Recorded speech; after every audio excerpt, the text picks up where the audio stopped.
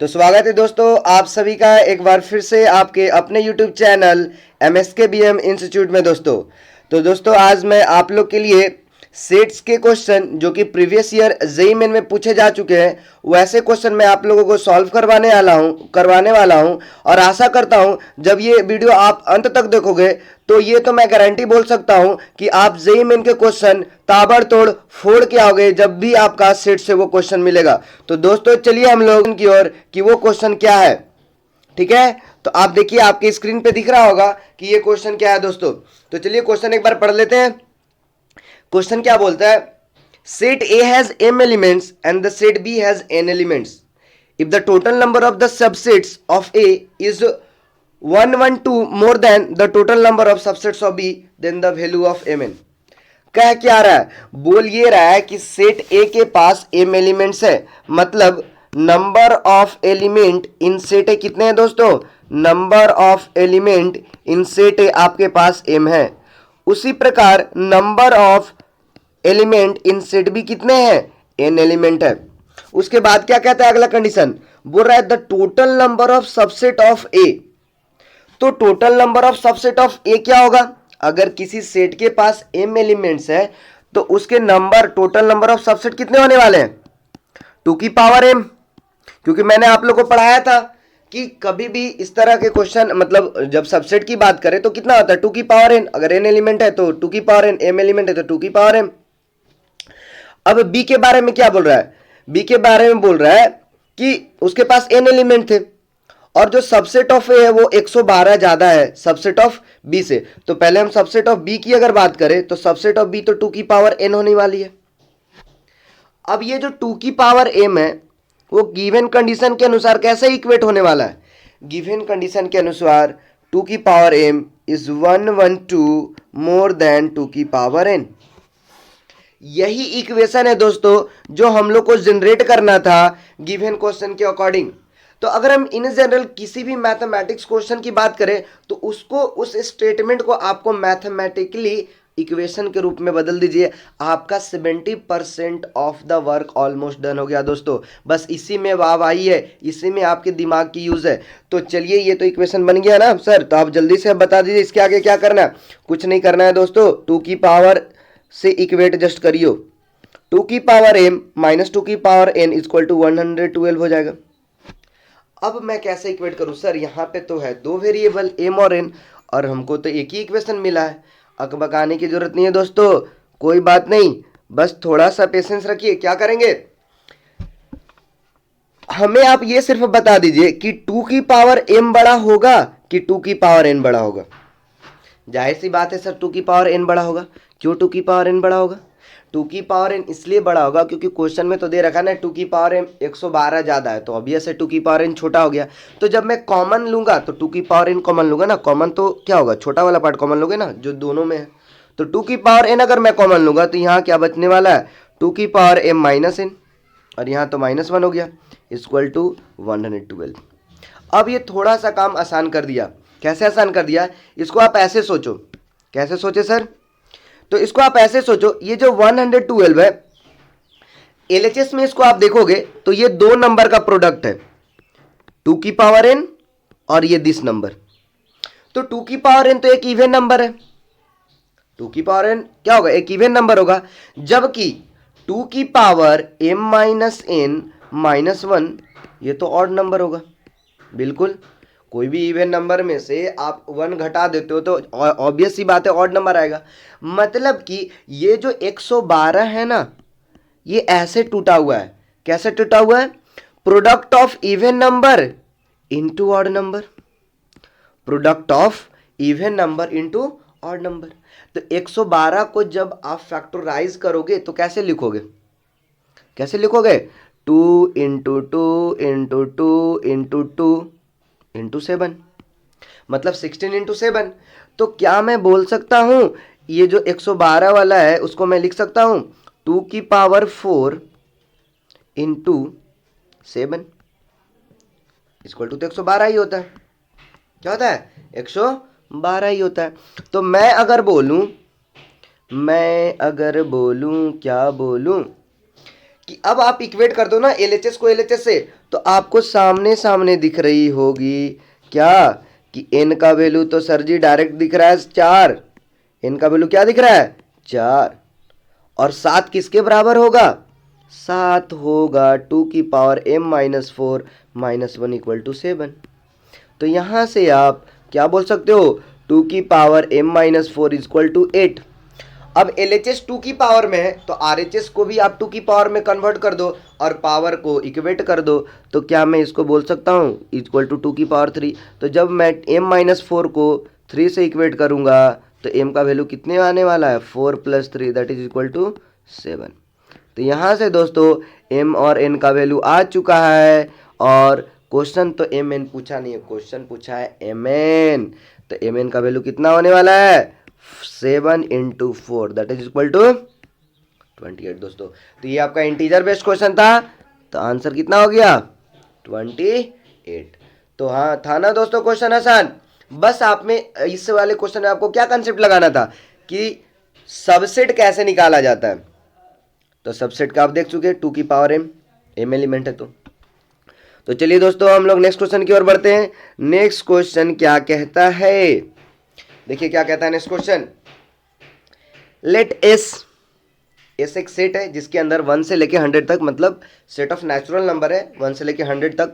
The number of non empty subset, the number of non empty subset of A, the number of non empty subset A, not of A एक ऐसा non empty subset है S का, such that the product of elements in A is even. ठीक है, तो कहना ये चाह रहा है कि इस तरह से सेट ए तैयार करना है, इस तरह से सेट ए जो कि सबसेट है सेट एस का, इस तरह से तैयार करना है कि उसमें जो एलिमेंट होंगे उनके प्रोडक्ट हमेशा इवन आने चाहिए, उनके प्रोडक्ट हमेशा क्या आने चाहिए, इवन आना चाहिए। तो अब वो कैसे तैयार करोगे इस पे डिपेंड करता है आपका क्वेश्चन। तो प्रोडक्ट ऑफ 2 एलिमेंट इवन होना चाहिए, तो वो इवन कब होगा, मैं अगर बोलूं प्रोडक्ट ऑफ 2 एलिमेंट इवन कब होगा, इवन तब होगा जब दोनों का दोनों एलिमेंट क्या हो, इवन हो दोस्तों। दोनों का दोनों एलिमेंट क्या होना चाहिए, इवन होना चाहिए। तो आपको यहां से इवन निकालना है, तो 1 से लेकर 100 में तो 50 आ गए इवन, कितने आएंगे 50 आ जाएंगे, तो 2 की पावर 50 तो आंसर आ जाएगा। लेकिन जब आप ऑप्शन देखोगे तो 2 की पावर 50 दिया हुआ नहीं है, तो आपको उसको दूसरे वे में सोचा जा सकता है। कैसे सोचा जा सकता है, अगर मैं बोलूं कि ये जो रिक्वायर्ड सबसेट है वो एक और तरीका से निकल सकता है। कैसे निकल सकता है, मेरा जो रिक्वायर्ड सबसेट है वो क्या होगा, total number of subset minus total number of subset containing only odd number।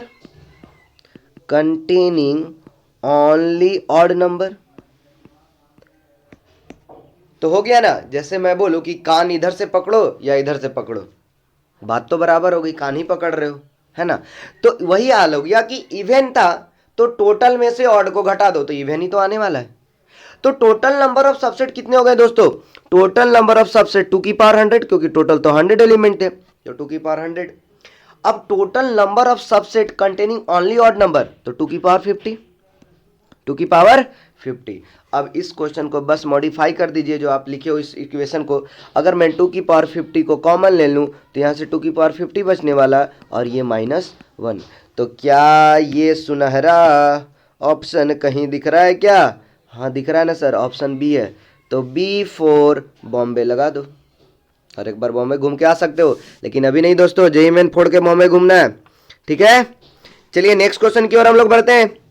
Next question क्या है, तो नेक्स्ट क्वेश्चन है let X be a set जिसके अंदर 1 2 3 4 5 एलिमेंट है।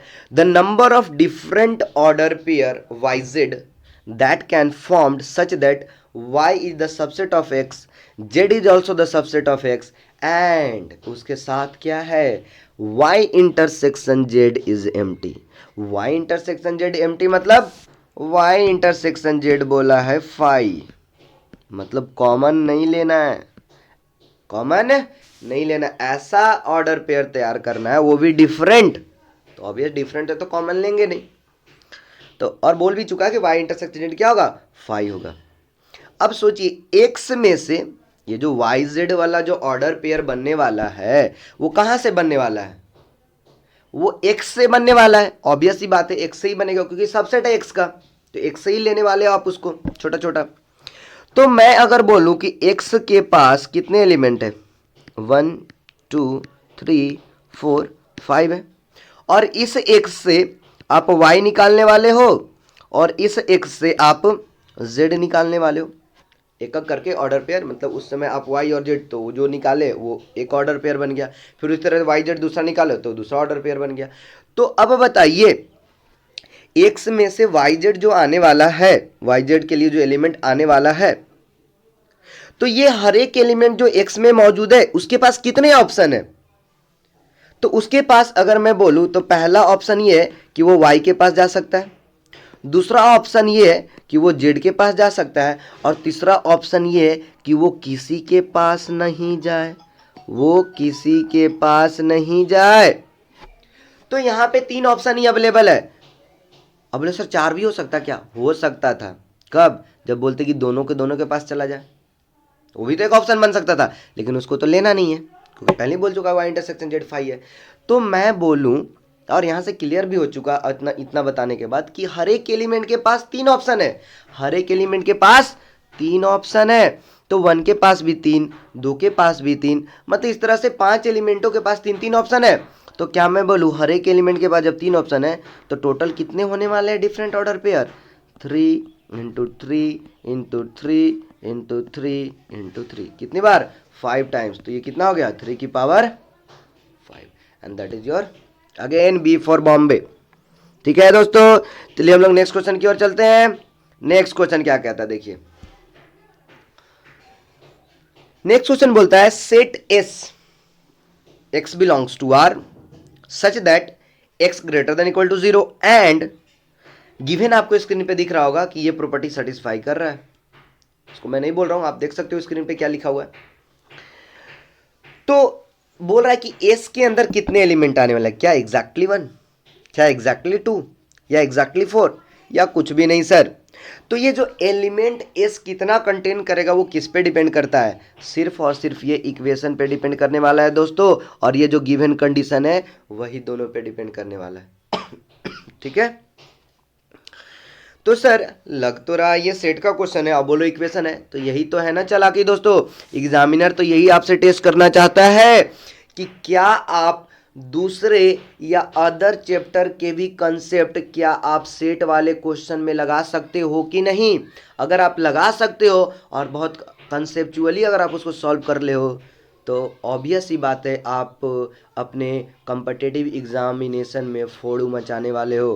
तो चलिए क्वेश्चन क्या बोल रहा है, क्वेश्चन तो यही बोल रहा है कि x को किसी भी तरह से सॉल्व करो तब जाके मैं s के अंदर जाने वाला हूं, क्योंकि s के अंदर तो x ही जाने वाला है। तो x को सॉल्व करने का तरीका क्या होगा, यहाँ पे गिवन कंडीशन के अनुसार तरीका ये होगा, ये मॉड को पहले हटा दो, मॉड बाबा को ना मॉड थोड़ा बांध के रखा है तो बंधन तो किसी को पसंद नहीं, तो बंधन को हटाने के लिए क्या करोगे, मॉड को कैसे ओपन किया जा सकता है। तो पहला केस मैं अगर लूंगा क्या कि root x minus 3 greater than equal to अगर 0 लूं, और उसके साथ साथ एस के लिए बोल चुका है कि एक्स जो है वो ग्रेटर देन इक्वल टू 0 है, मतलब ये दोनों कंडीशन ले रहा हूं। तो root x minus 3 greater than equal to 0 मतलब root X greater than equal to 3, it means दोनों साइड अगर आप स्क्वायर करोगे तो X greater than equal to कितना हो गया, 9 हो गया, X greater than equal to 9, और फिर एक कंडीशन था X greater than equal to 0, तो ऑब्वियस ही बात है X greater than equal to 9 ही हुआ। तो यहाँ से एक्स जो वैल्यू है वो 9 टू इन्फिनिटी जा रहा है, 9 टू इन्फिनिटी जा रहा है। तो क्या सर 9 टू इन्फिनिटी बहुत है, इनफाइनाइट मार दे क्या ऑप्शन, नहीं दोस्तों वो तो आपका नहीं होने वाला। ये तो मैं सिर्फ जब मॉड को ओपन कर रहा हूँ तब ये हमारे पास सॉल्यूशन आया है कि मॉड जो ओपन होके रूट एक्स माइनस 3 तभी लिख पाएंगे जब एक्स 9 से लेके इन्फिनिटी होगा। तो मैंने पहला केस ले लिया कि जब x 9 से इन्फिनिटी होगा तो mod of root x minus three को सिर्फ रूट एक्स माइनस थ्री लिख सकते हैं। तो चलिए लिख दीजिए। तो अगर मैं इसको लिखूं मतलब twice times root x minus three plus multiply आप करोगे तो ये root X into root x X होने वाला है minus six root x plus six equal to zero. इसके बाद क्या होने वाला है देखिए, मल्टीप्लाई कर दिए तो ये एक्स बाबा थोड़ा अच्छा लग रहा है तो इसको पहले मैं रख लेता हूँ। ठीक है, अब ध्यान दीजिएगा ये टू रूट एक्स और ये minus six root x, minus six root x कितना वाला है minus four root x, minus four root x. अब ये सिक्स और माइनस सिक्स ये तो हो गए कैंसिल तो इक्वल टू जीरो। तो यहाँ से आप जब इसको सॉल्व करोगे तो यहाँ से आने वाला x minus four root x is equal to zero, implies that x is equal to four root x. अब सॉल्व करने का एक ही तरीका, one and only squaring both side. तो x square is equal to four x, x square is equal to sorry four x नहीं 16x होगा ना, फोर का स्क्वायर तो 16 होने वाला है। तो यहाँ पे आप लिखोगे 16x। ठीक है, तो ऑब्वियस सी बात है आप कॉमन ले लीजिए x को तो x minus sixteen equal to zero. इसको आप LHS में ला लो तो x square minus sixteen x बराबर जीरो, एक्स कॉमन लोगे तो x जब कॉमन लोगे तो यहाँ से x की दो value x equal to zero और x इक्वल टू 16।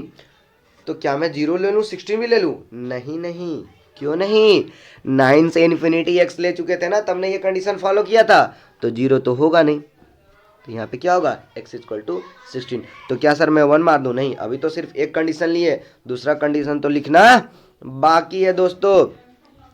तो दूसरा कंडीशन में क्या लेंगे, ये वाला कंडीशन लेने वाले हैं कि जब root x minus three less than equal to zero हो, रूट एक्स माइनस थ्री क्या हो less than equal to zero हो। तो उस केस में क्या होने वाला है, जब मैं बोलूँगा कि root x minus three less than zero है, रूट एक्स माइनस थ्री क्या है लेस देन जीरो है, तो यहाँ से रूट एक्स क्या हो जाएगा less than equal to three, दोनों साइड आप स्क्वायर करोगे तो x क्या हो गया लेस देन इक्वल टू 9 हो गया। तो ये कहाँ तक जाने वाला है, ये जाने वाला x बिलोंग्स टू, वो तो पहला कंडीशन में बोला था ना s वाला कंडीशन कि जीरो से बड़ा होना चाहिए, तो जीरो से लेके 9 तक।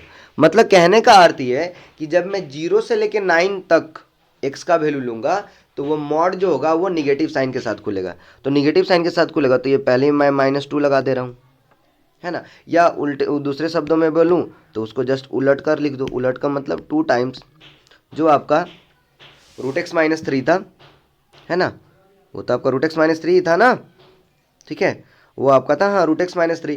तो आप जब उसको उलट के लिखोगे तो क्या मतलब रिवर्स करके लिखोगे तो ये क्या होगा three minus root x, three minus root x.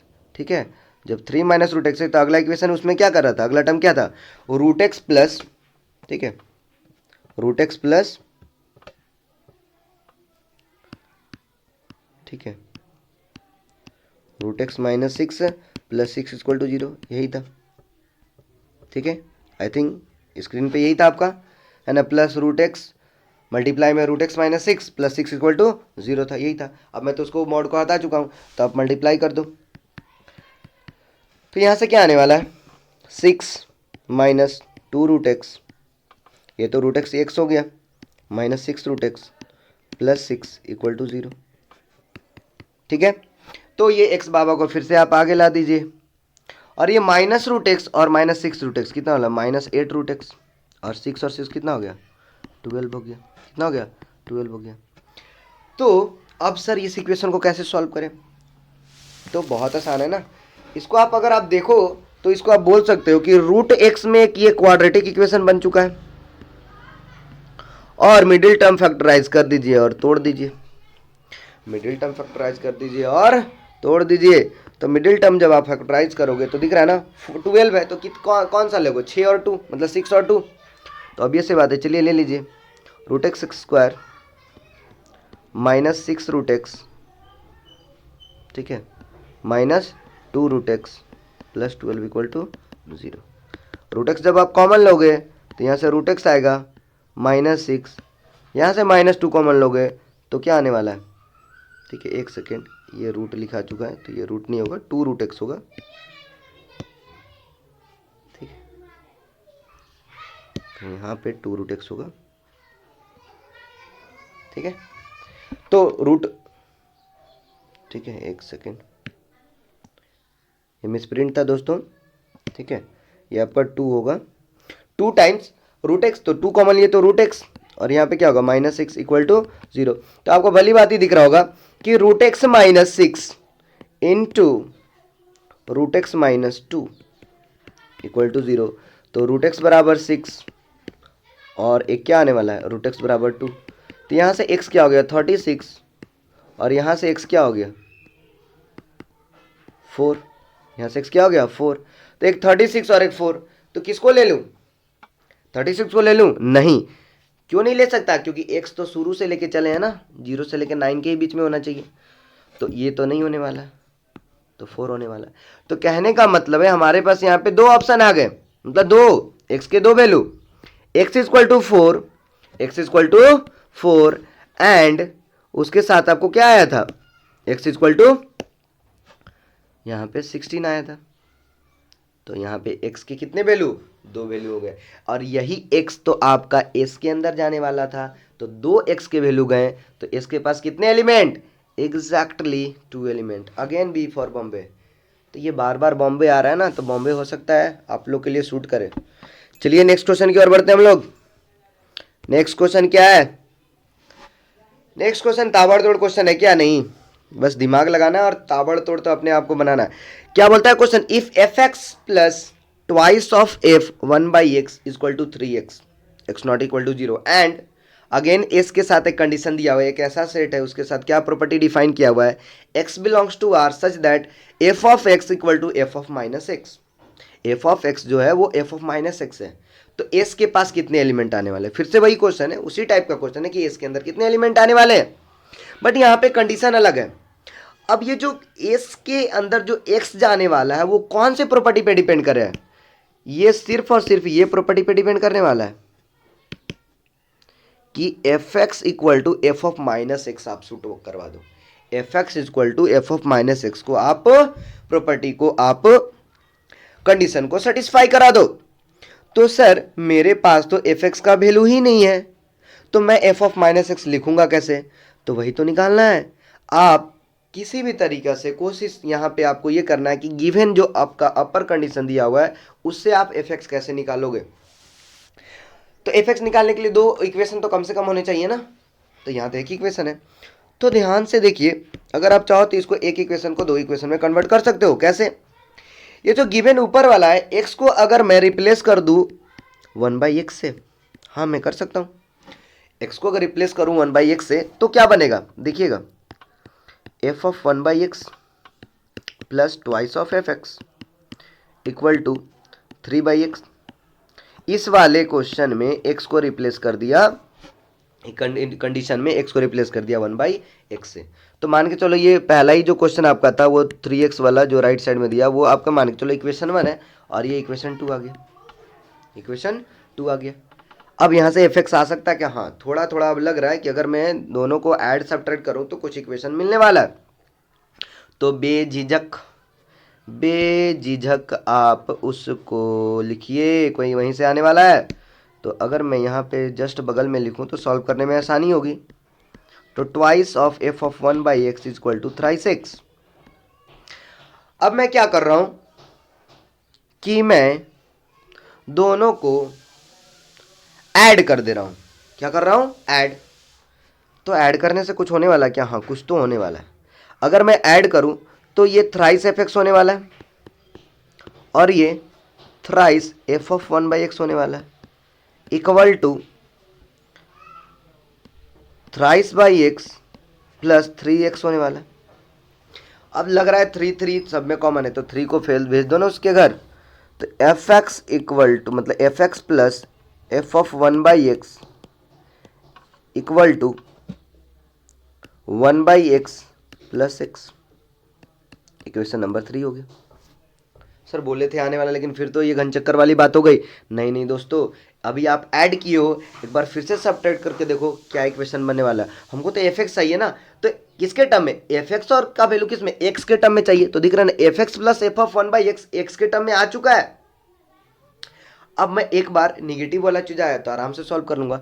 तो अब इसमें जो मैंने 1 और जो 2 को ऐड किया था, अब उसकी बजाय 1 और 2 को माइनस कर दो, 1 और 2 को माइनस कर दो। मतलब ये बोल रहा हूँ इक्वेशन 1, ये तो आपका इक्वेशन 1 था और ऊपर वाला 2 माना था, तो 1 माइनस 2 कर दो, 1 माइनस 2 कर दो। तो 1 माइनस अगर 2 में करता हूं तो क्या होने वाला है, 1 माइनस 2 अगर करता हूं, ठीक है, या आप सामने दिख रहा होगा तो 2 माइनस 1, क्योंकि 2 मैं ऊपर लिखा हूं, तो चलो इसको आप ऐसे समझ लो, 2 माइनस 1 कर दो, 1 माइनस 2 करो, 2 माइनस 1 बात बराबर है। यहाँ पे आप इक्वेशन तो आएगा ही ना कोई। तो चलिए मैं सामने जब 2 को लिखा हूँ तो 2 माइनस 1 करता हूँ। तो जब माइनस करोगे तो देखो क्या होने वाला है, ये तो माइनस हो जाएगा, माइनस के केस में ये तो ऐड वाला था, मैं बस माइनस का बता रहा हूँ, ये माइनस हो जाएगा, ये भी माइनस हो जाएगा। तो कहने का मतलब है 2f(x) में से f(x) घटेगा तो क्या आएगा, f(x) आएगा, ठीक है, ये इसके लिए मैं बता रहा हूँ। और f(x) में से सॉरी f(1/x) में से ट्वाइस ऑफ f(1/x) घटेगा तो माइनस ऑफ f(1/x) आने वाला है। और यहाँ से क्या आने वाला है, thrice by x minus thrice x, ये आने वाला है दोस्तों। तो इसको आप इक्वेशन नंबर 4 बोल दीजिए, इक्वेशन नंबर 4 बोल दीजिए। अब यहाँ से क्लियर हो गया कि अब मैं अगर इसको सॉल्व करूँ तो एक्स के टर्म में हमारा आ जाएगा। तो चलिए मैं नेक्स्ट पेज में इसको बता दूँ या यहीं पे बता दूँ, क्योंकि सामने स्पेस दिख रहा है। चलिए मैं ऊपर में ही बता दे रहा हूँ, नेक्स्ट पेज लूँगा तो फिर एक इक्वेशन लिखने में दिक्कत हो सकती है मुझे। तो चलिए मैं ऊपर में इसको बता दे रहा हूँ क्या होगा। तो अब मैं क्या कर रहा हूँ ना, अब मैं कर रहा हूँ कि f(x) चाहिए ना भाई, तो इक्वेशन 3 प्लस इक्वेशन 4 को जोड़ दो, मतलब इक्वेशन 3 और 4 को आप जोड़ दो। तो इक्वेशन 3 और इक्वेशन 4 को जोड़ूंगा तो दिख रहा होगा कि f(1/x) और ये क्या होने वाला है, आपस में कैंसिल होने वाला है। तो मैं यहाँ से डायरेक्ट बोल सकता हूँ, जब इक्वेशन 3 प्लस इक्वेशन 4 करोगे तो यहाँ से क्या आने वाला है, यहाँ से आपके पास आने वाला है twice of f(x), twice of f(x), और ये तो कैंसिल, ये वाला चीज़ क्या होने वाला है, ये वाला चीज़ तो कैंसिल होने वाला है ना, ये वाला चीज़ क्या होने वाला है, कैंसिल होने वाला है, ठीक है। तो और ऐड करोगे तो राइट साइड में क्या आने वाला है, राइट साइड में आपके पास आने वाला है सॉरी 1/x प्लस 3/x, ठीक है, plus x minus thrice x. तो ऑब्वियस सी बात है यहाँ पे क्या आने वाला है, 4/x minus 2x, 4/x minus 2x, ठीक है। इसको अब मैं थोड़ा रब कर दे रहा हूँ, स्पेस खाली हो जाएगी।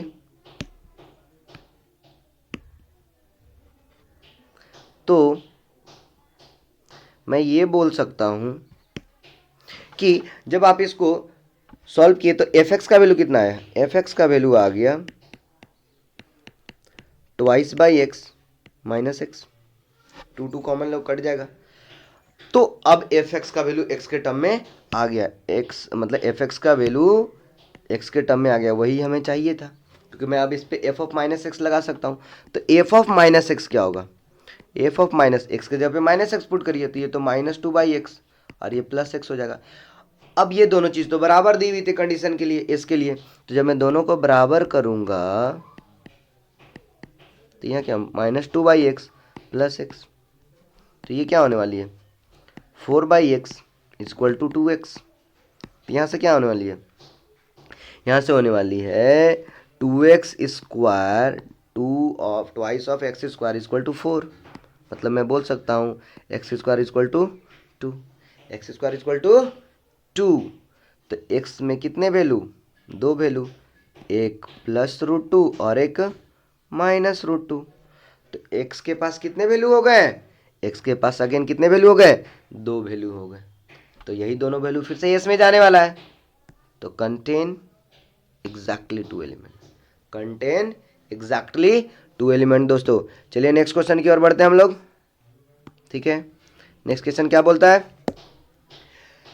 नेक्स्ट क्वेश्चन आपके सामने p = थीटा प्रॉपर्टी है, थीटा क्या बोलता है, theta such that sin theta minus cos theta = twice root cos theta, और q बोलता है sin theta plus cos theta बराबर √2 sin थीटा।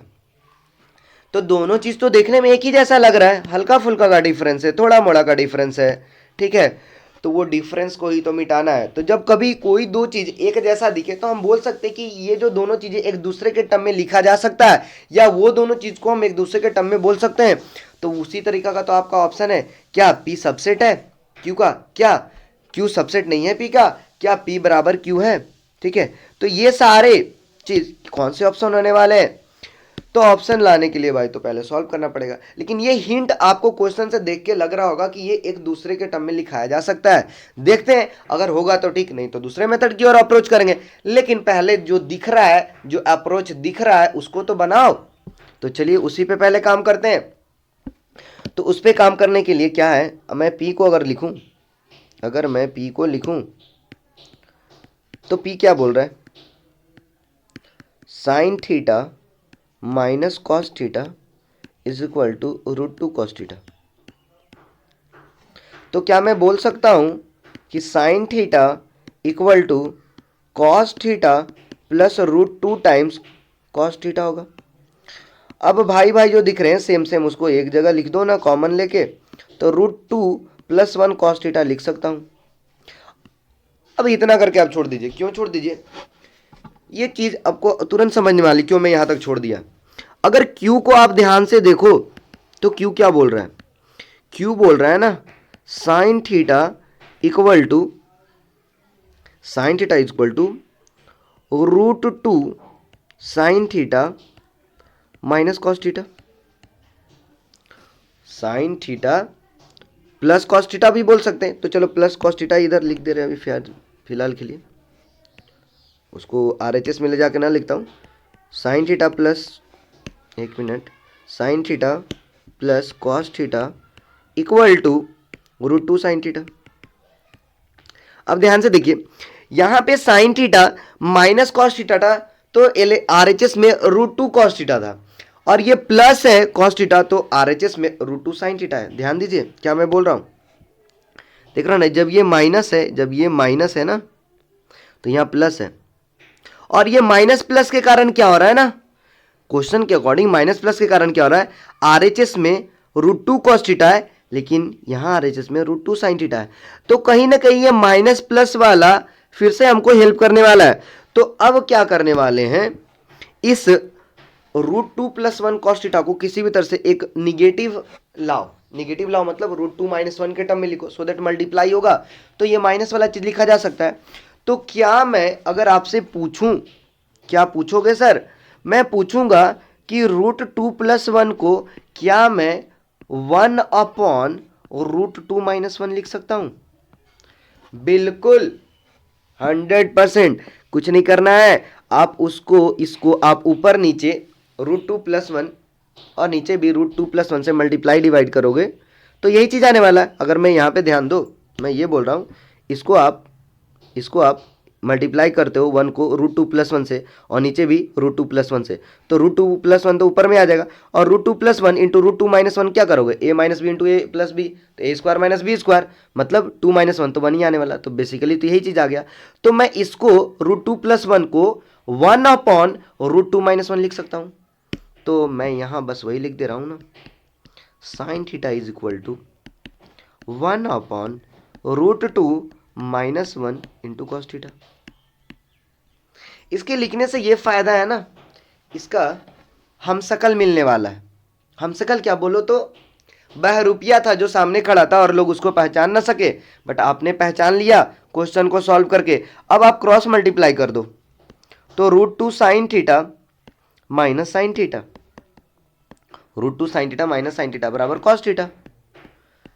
तो हो गई ना बात, अब तो देखा देखा लग रहा है क्या, sine theta plus cos theta is equal to √2 sine theta.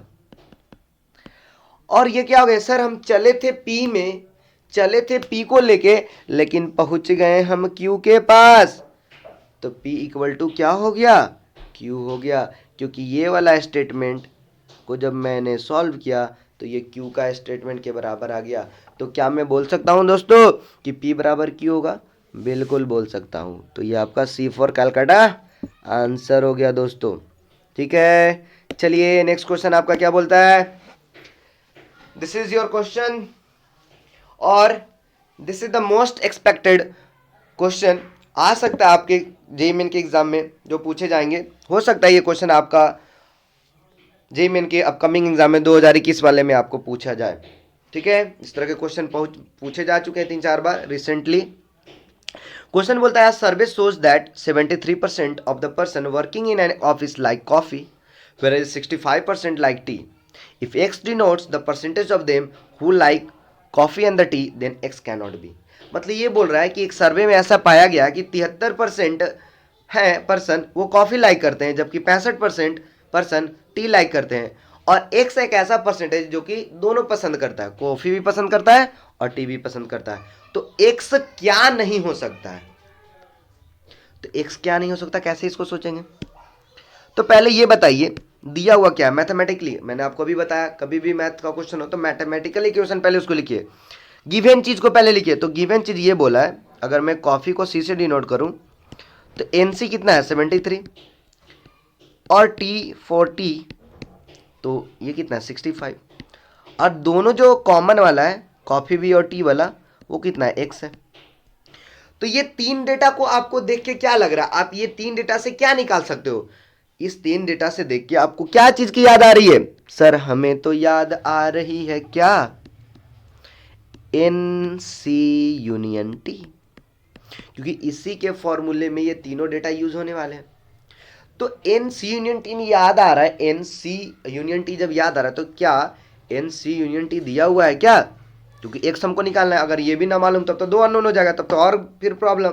हाँ दिया हुआ है, N of C union T दिया हुआ है। क्या दिया हुआ है? 100% है ना। तो मैं अगर बोलूं कि N of C union T less than equal to 100 होगा? हाँ बिल्कुल होगा। कैसे होगा सर बताइए कैसे होगा? ये थोड़ा अटपटा लग रहा है, अटपटा नहीं है दोस्तों। एन सी यूनियन टी क्या बोल रहा है कि कॉफी भी टी भी या दोनों, यानी इस तरह से चीज हो रही है।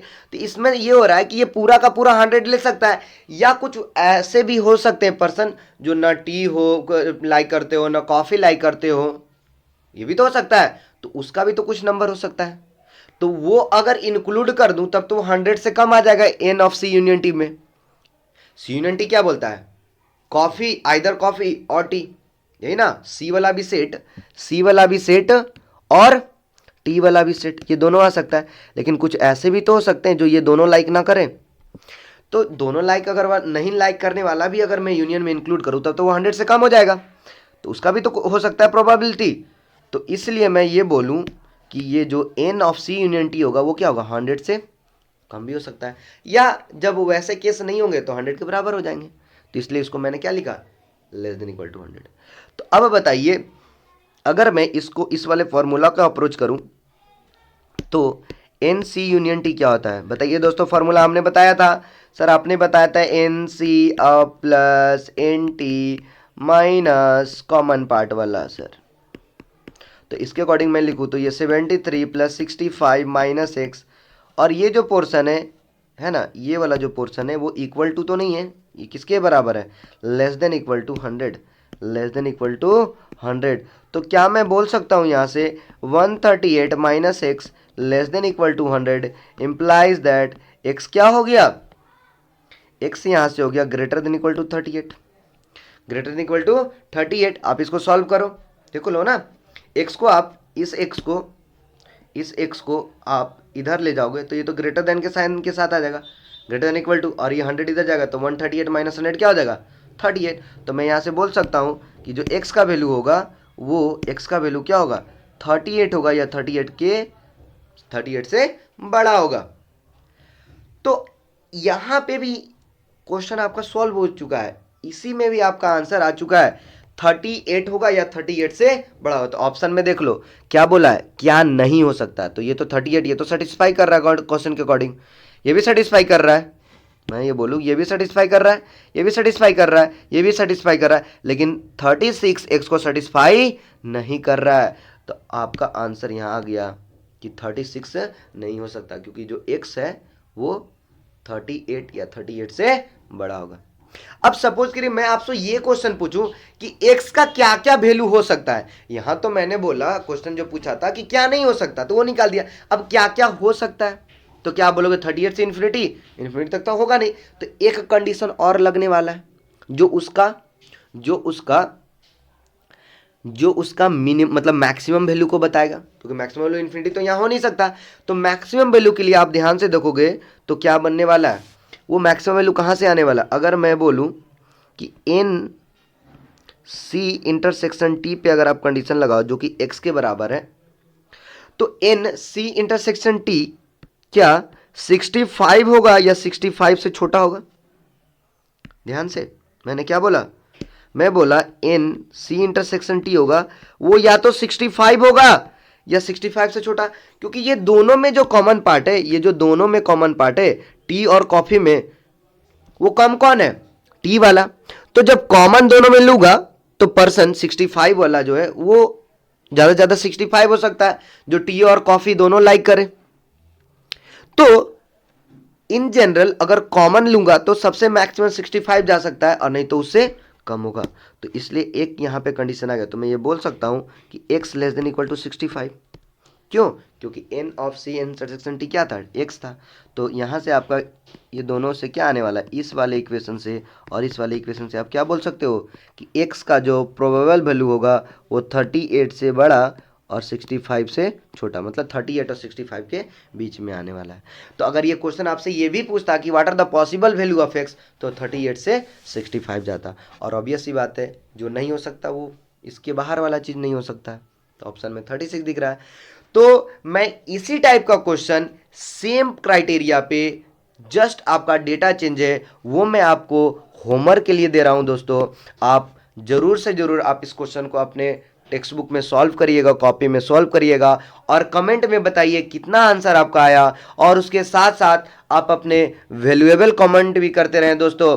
और आशा करते हैं कि हमारा ये वीडियो जो आपके लिए बन रहा है, जो आपके लिए हम लोग इतने मेहनत कर रहे हैं, आपको बहुत पसंद आ रहा होगा। ठीक है, तो अगर आपके तरफ से कुछ सजेशन भी है दोस्तों तो कमेंट के माध्यम से हमें ज़रूर बताएं, ताकि आप लोगों का मैं फ्यूचर बहुत अच्छे से सिक्योर कर सकूं और अच्छा से अच्छा quality of education free of cost आपको प्रोवाइड कर सकूं दोस्तों।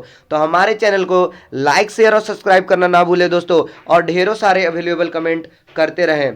थैंक यू, धन्यवाद, बाय बाय दोस्तों। ठीक है।